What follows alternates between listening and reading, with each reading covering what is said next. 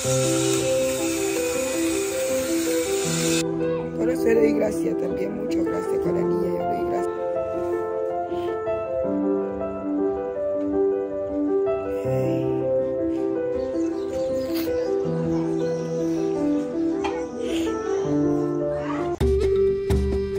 Si Kuya Rowel, ang inyong pong kaibigan dito sa Ecuador. Maganda po. Appreciate yung papaano sila nagdadasal habang kumakain.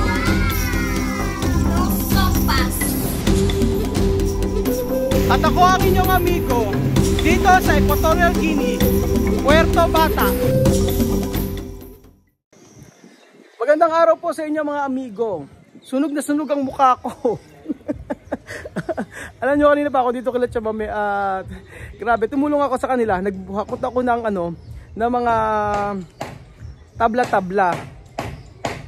And then sabi ko, sige, tutulong ako sa kanila para na mamatugnas yung aking mga taba-taba. So, ayun po mga amigo. Hey, ang ganda pala pag cinematic. Maganda ba? yung pagmumukha ko lang ang buwabandera sa inyong harapan. Oh, ayan, oh, di ba? Ayan po, ngayong araw po mga amigo, ipapakita ko po sa inyo yung natapos na sa updates po sa paupahang bahay ni Tia Celsa. So, eto po.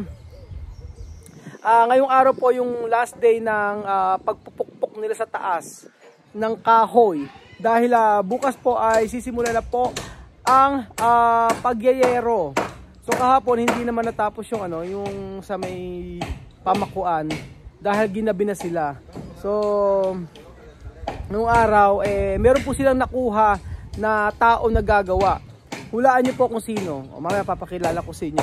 May bagong tauhan sa buhay sa bahay paupahan nila Chamame. At tuwang-tuwa ako kasi nag-volunteer po siya mga amigo. So ang talagang totoo, ganito po yan. Ikwento ko po sa inyo. Si Elvis po ay nagkatrabaho po sa talyer at pansamantala po siyang hindi po mapasok doon. Hanggang sa matapos po itong paupahan ni Chamame, dito po siya magtatrabaho. Ngayon, ang nakakalungkot po mga amigo ay kinukuha na siya sa may kabila doon. Sabing ganoon, pag hindi ka na pumasok dito, sa amin, tatanggalin ka na namin, sabing ganoon. Kaya po mga amigo, pakita ko sa inyo po yung mga natapos ngayong araw dito sa paupahang bahay ni Tia Celsa. So ito na po mga amigo yung mga natapos mula kahapon. At alam niyo po, gabi na sila natapos kahapon kasi gusto nila na mayari pero hindi pa rin natapos.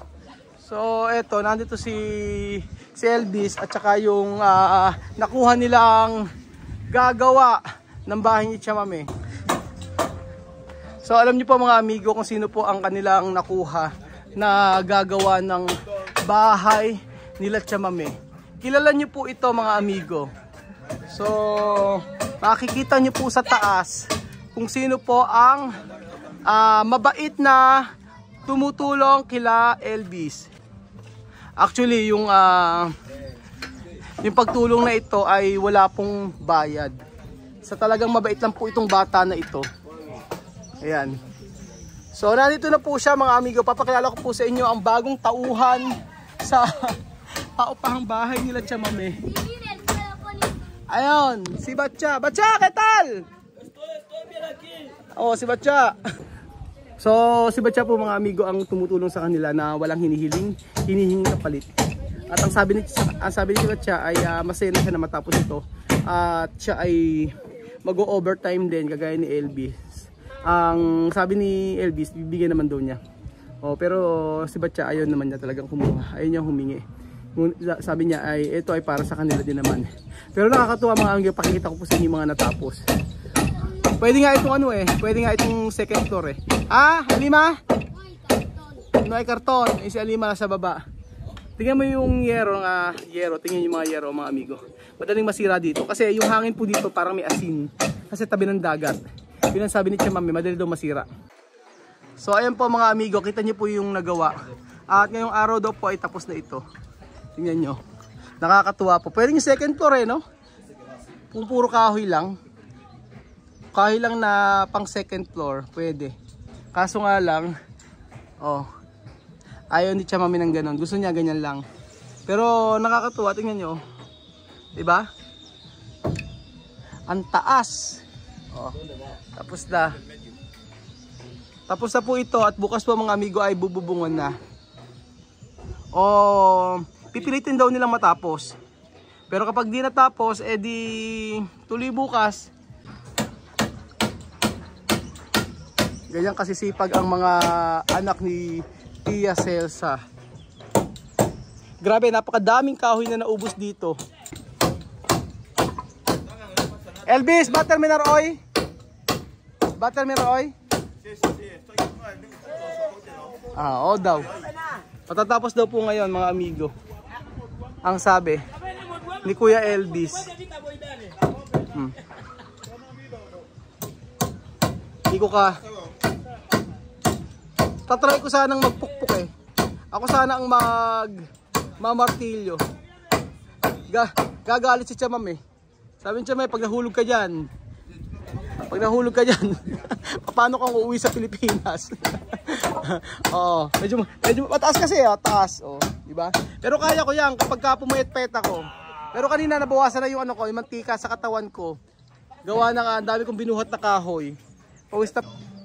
So eto po ang buong, yung pinakadulo po niyan, yan na po yung ano,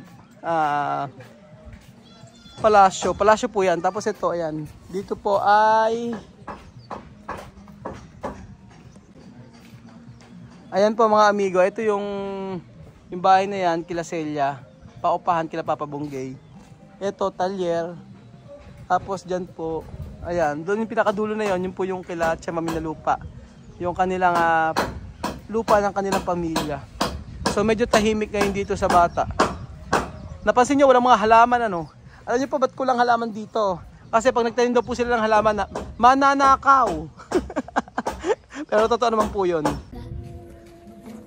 Para kung mayroong anak dito sa Equatorial Guinea, si Nena. Walang ginawa kung hindi umiyak ng umiyak maghapon. Baka hanap ng tatay. Nahanap niya si Valentin kanina. Sabi niya, papa. Tapos binigay sa akin ni Sandra. Tatahimik naman. Baka naghahanap talaga. Ayaw na kasi ayaw ni hindi dumadalaw dito si Valentin.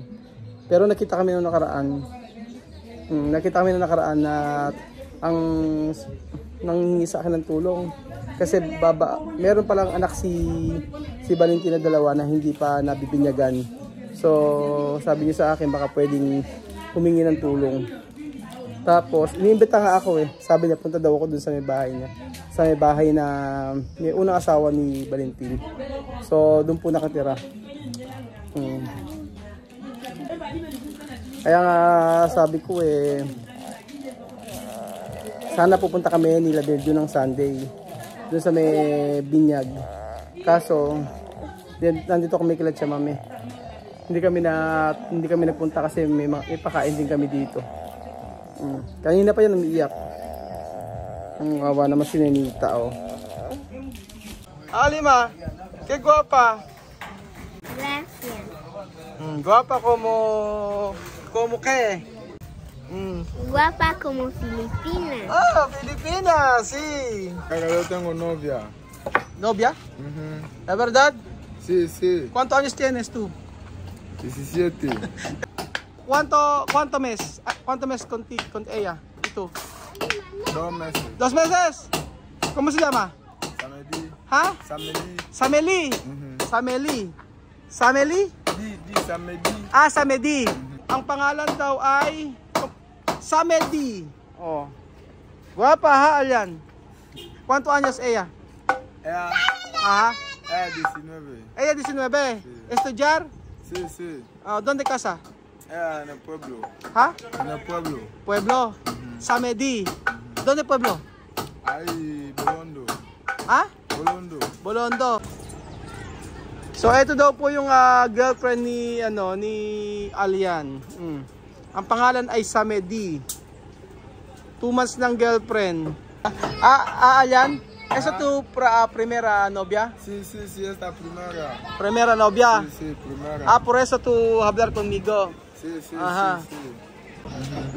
El respeto para ti, para que tú sepas que yo tengo novia. Ajá. Sí. Hoy, chamame. Chamame. Alian a hablar conmigo. Él ha dicho, él tiene novia hoy. Sí, yo sé que tiene novio. Pero él habla contigo. Eso es respeto para ti. Ha dicho porque él sabe que tú como papá para él. Por eso te lo ha dicho. Como respeto.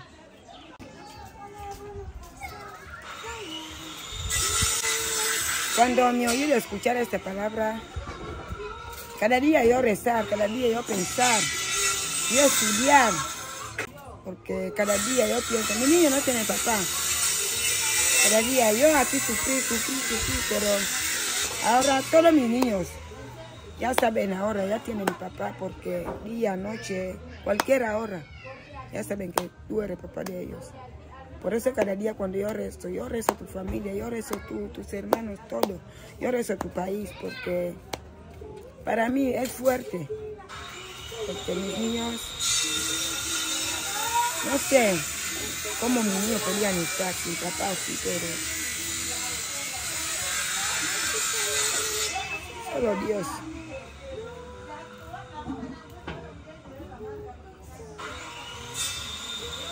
Yo mismo aquí no papá, no mamá, igual mis niños también igual.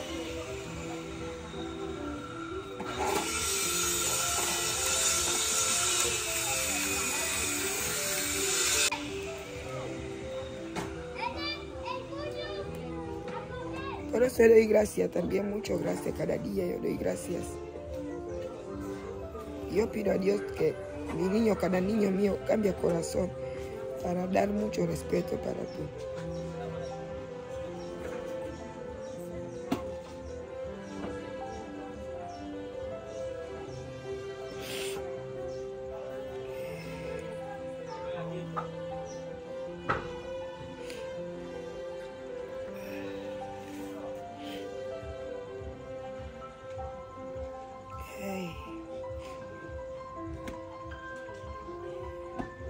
Solo rezar.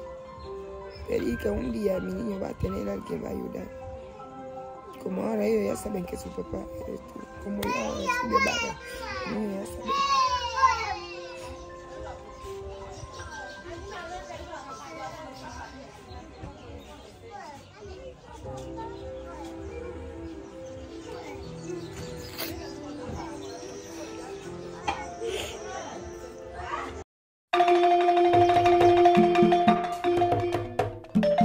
Na-appreciate ko yung paano sila nagdadasal.